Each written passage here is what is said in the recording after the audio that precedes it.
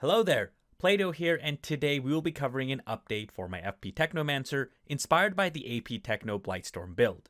If you guys haven't checked out that guide yet, you should because it's the hottest build in the game right now. You can check it out in the description down below or the pop-up that should be popping up on the top right. We're still going to be using our fixing wave plus 1 gear piece swap method to never lose round on the Arbiters for our FP build, but more on this later. Now, don't be concerned, there's no AP element for this inspiration, rather we are inspired by the PAX Tree route for Blightstorm, most importantly hasten influence, and we will be incorporating this to the updated FP Techno build. What I realized after playing Blightstorm and switching to FP Techno is that our mob clear, even with Splash Boost, Cold Snap, and Icicle Storm, and Wrath of Moloch, is pretty abysmal. I was not a fan of basically shooting everything one by one due to the 10-second cooldown on Cold Snap. The T2 Bone Shrapnel nerf really took away FP Techno's best mob clear. So I thought to myself, how much damage would we really be losing if we simply swapped from the top dissection PAX Tree route to bottom tree for haste and influence to get our cold snaps back faster? The answer? Not enough to matter, as FP Techno got a nice little buff from the latest patch. The weapon damage class notes were buffed from 8% weapon damage to 15%, and Dark Sacrifice also received a 10% weapon damage buff to 35% and reduced HP drain from 50 to 25%. Nice! So instead of our damage topping out at 40 to 42 million on crits with the required conditions and abysmal mob clear going top PAX Tree for dissection, we are now instead topping out around 30 to 33 million crit damage with required conditions with hot mob clear by going bottom PAX Tree for haste and influence. As I've always said with Outriders, you want a good mix of mob clear with single target damage for the best gameplay loop and saving you from the impending carpal tunnel. Let's get started with our skills. A quick reminder to our Borealis set bonus, as we will be using the 3-piece Borealis for this build. Increased damage on frozen enemies by 50%. Also, crit damage is increased by 10% for all party members for 8 seconds after using Cold Snap. Our first skill we will be using is Cold Snap. Cold Snap is one of our 2 ways to apply freeze on this build to synergize with the Borealis set bonus and damage multipliers on our class tree and mods to freeze. Combined with Icicle Storm and now Hasten Influence reducing its cooldown, Cold Snap will be our cracked out AoE mob clear in the build. Our second skill is of course Blighted Rounds, our main toxic applicator with a nice splash radius to take advantage of the toxic damage multipliers on our class tree and mods. Blighted Rounds also deals anomaly damage and will have its anomaly damage increase with our Ascension Points and the To the Bone armor mod. We'll also be using Alchemical Mastery with Blighted Rounds for more weapon damage. A quick reminder, Blighted Rounds also ignores enemy armor and goes through Resistance Pierce instead, which is, as always, amazing. For our last skill, we'll be using Blighted Turret. This is how we keep our amazing 30% weapon damage bonus uptime with the Adrenalizing Antenna capstone node on our class tree. As an added bonus, Blighted Round also acts as a decoy and a heal mechanism with skills Life Leech. Just make sure to use this skill every 10 seconds to keep 100% uptime on your 30% weapon damage. Moving on to our class tree, we'll quickly focus on Techno's class passive that gives us a free 15% long range weapon damage bonus, a little bit more on this later, and 15% weapon leech and skills Life Leech to help with our survivability.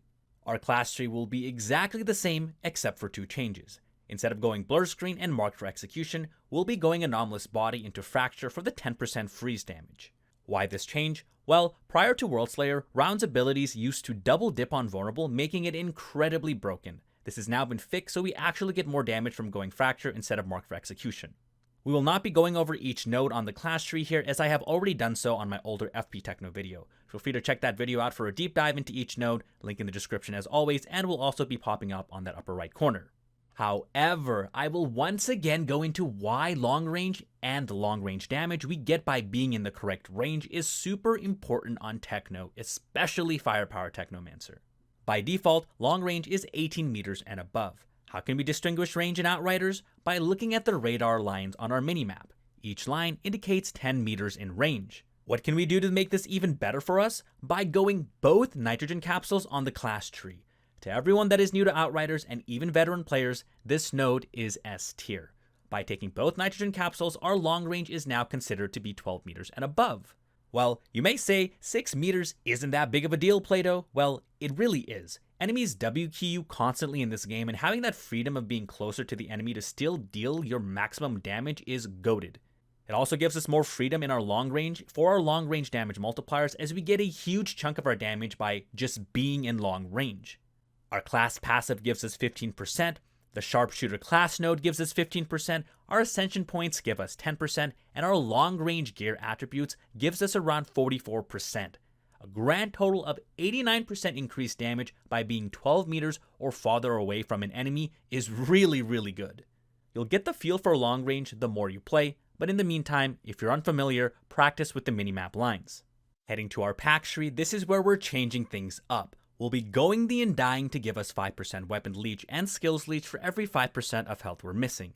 This synergizes with Accelerator, giving us a 100% weapon damage increase based on our weapon leech. Do note that most of the time we'll be full health anyways due to getting HP back from just shooting enemies constantly, and also with taking Apothecary, which actually gives us a bit more survivability, so we can head down to Hasten Influence.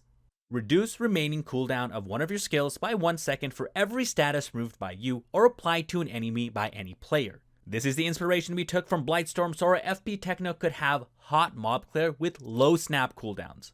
For the last node, we'll be taking Biosync. Your overheal is converted to a 3-second health regeneration effect for you and your allies. This is going to synergize with the Cycle Armor mod to provide us with more weapon damage, as Biosync will have a near 100% uptime. Remember, we heal so much with Weapon Leech and now Apothecary as well that we'll take into overheal constantly, getting this buff to synergize with the Cycle mod. For our Ascension Points, we'll always be putting the first 10 into Anomaly Damage, as it's the single best stat in the game. Anomaly Damage increases our damage for blighted rounds, our weapon mods on our guns like Wrath of Moloch, and many others, damage to our armor mods like Icicle Storm, etc. Please do not confuse Anomaly Damage with Anomaly Power, these are two different bonuses. For the rest of the points, we'll be putting them in the stats that help out FP Techno the most. Things like Status Power, Resistance Pierce, Crit Damage, Long Range Damage, Close Range Damage, Weapon Damage, Damage to Elites, Extra Mag, Weapon Leech, and so on. From there, you can go to the Endurance tree for more survivability, but I went all offensive nodes here because I ain't no beach. Alright, gear time. We're going to start with our weapon. Our main weapon will be an Inferno Seed. Why? Because it comes with the perfect attributes for FP Techno in crit damage, status power, and long range damage, and is the tactical version, which is the best AR type in the whole game. Pro tip, tap your TAC AR with rhythm to increase its fire rate to match that of the standard assault rifle with no recoil penalty. It's actually insane. It's also a lot easier to farm for an Inferno Seed versus a God Roll Purple AR. What would a God Roll Purple AR look like? Pretty much the same, but instead of Wrath of Moloch, something like T2 Damage Link for more consistent AoE. A Messenger works here too, but the AI on Dimensional Rockets is actually trolling lol. For the mods on Inferno Seed, we are running Wrath of Moloch, Dark Sacrifice, and Ultimate Freezing Bullets. Ultimate Freezing Bullets is 100% mandatory, as we always want a 100% uptime on our Borealis set bonus. Even with spamming Cold Snap, thanks to Hasten Influence, it won't be consistent for those elites you're shooting that won't get caught in the snap range. We run Wrath of Moloch as it adds an extra form of AoE and is a great option as it just comes on the Inferno Seed. Definitely worth it over Brain Eater these days. Dark Sacrifice is a no-brainer as it is now the uncontested best firepower weapon mod in the game. Fortress and Killing Spree here are also good choices. Before we completely move on from our weapon, I do want to point out something really important, and that is the effective range of our weapon, or any weapon in general. If we take a look at our effective range for our Inferno Seed and all tactical assault rifles, this is going to be 42 meters. So why is effective range important? Well, this means if you're out of the 42 meter range, you will receive an overall damage penalty. You'll still be able to crit, but your overall damage will suffer. So make sure you are in that sweet spot range, which is 12 meters to 42 meters.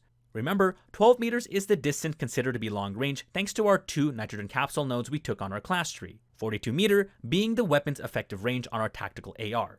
As a refresher, you can tell what the range is by the radar lines on your minimap. Each line is 10 meters in range. We don't care about our secondary or pistols for this build, so let's move on to our armor. The stats we ideally want on our armor for FP Techno is bonus firepower, status power, and long range damage if we can help it on those purple pieces.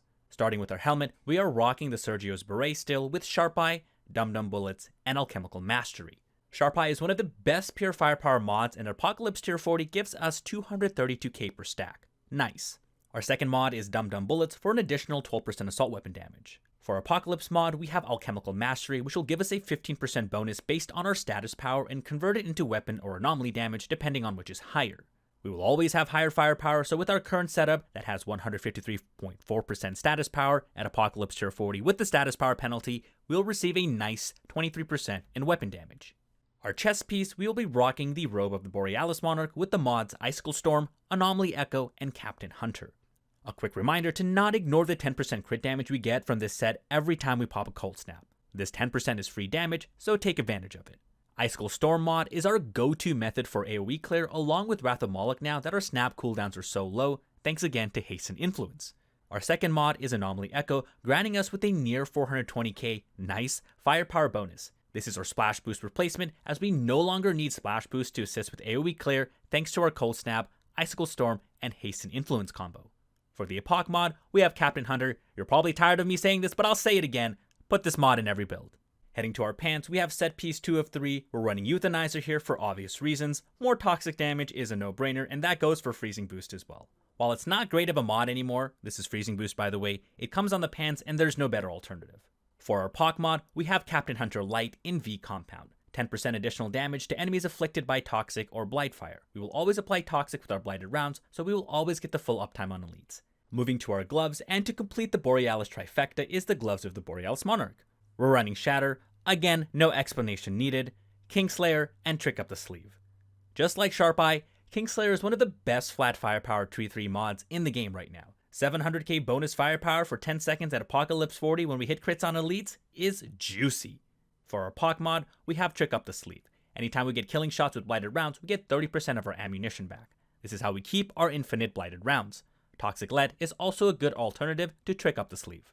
Lastly, for our boots, we now pretty much have a god roll here with the stats and the mods. Running To the Bone, The Cycle, and Crit Anal.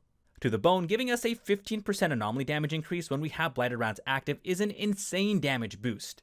The Cycle mod is our synergy with Biosync PAX node from earlier. Quick note on the Cycle is that there is a cap on the weapon damage increase on this mod at 15%. Now officially, this cap should be 20%, but with the testing Dude with a Blunt has done, it's only giving us a 15% boost, which we will hit 100% of the time with Biosync. You're seeing 0% here, which is normal as the card number will only update once you start overhealing for the health regeneration. Do note that if you check your inventory while being overhealed, the number the cycle will display visually will be way over the cap. This is a visual bug, and no, it's not giving you over 200% in weapon damage bonus. It caps at 15%.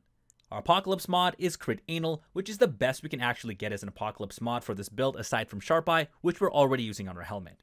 10% crit damage is more damage and it's not a dead mod. Nice. Let's now discuss how are we still going to keep 100% uptime on blighted rounds when we get to those pesky Arbiters in the trials. Remember earlier when I said we'll be needing to do a quick one-piece gear swap and one skill swapping for bossing? Well, the time has come. We will be swapping our Cold Snap with Fixing Wave. Sure, we lose our 10% crit damage on Snap, but that's a trade-off I'll take to 100% never lose blighted on the Arbiters. We're also going to be gear swapping our Ammo Regen mod gear piece, as this also provides no value during the Arbiter fights.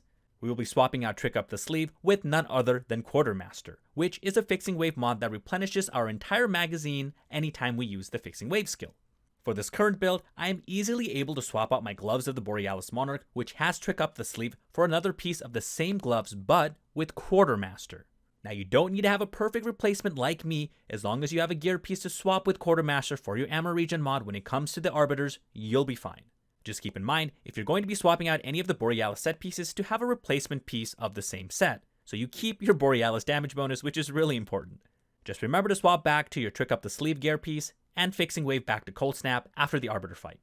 If you really want to show the Arbiter who's boss and be even more of a degen, you can also swap to the top PAX tree just for the Arbiter fight, and then swap back afterwards to the bottom tree with Hasten Influence. That's way too much work for me since I'm already blasting, but hey, you do you. Here's a quick example of the gear swap and skill swap method for the Arbiter kill. You'll see it's super simple and takes no time at all.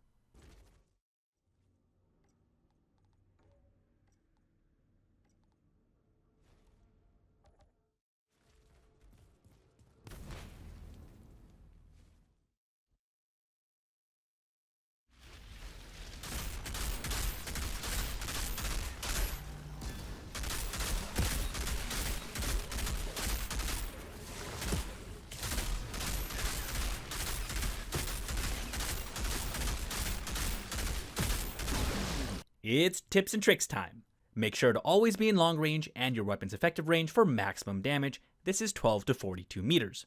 Remember to check your minimap lines, and if you're not hitting crits as high as normal, then you're either too close or too far away, so get back into long range. You heal off doing damage, so always be shooting. We do have Apothecary to help us out in this regard now, however. Use Cold Snap for spicy mob clearing, or as a get out of jail free card if you're getting swarmed. Make sure to tap your TAC AR with rhythm, as if you do this, the fire rate will also be increased to almost match that of a full auto AR with 0 recoil penalty. Keep up ammo management by always switching to a mob enemy. If you're close to running out of ammo when blasting elites, for example, say you're blasting a broodmother and you see yourself running low on ammo and you can't finish her off. That's what she said. I'm reusing this joke, I'm so sorry. Simply switch to a Profero or two, get your ammo back, and continue blasting. Throw your blighted turret at least every 10 seconds for that massive 30% increase in weapon damage thanks to our adrenalizing antenna capstone on our top class tree.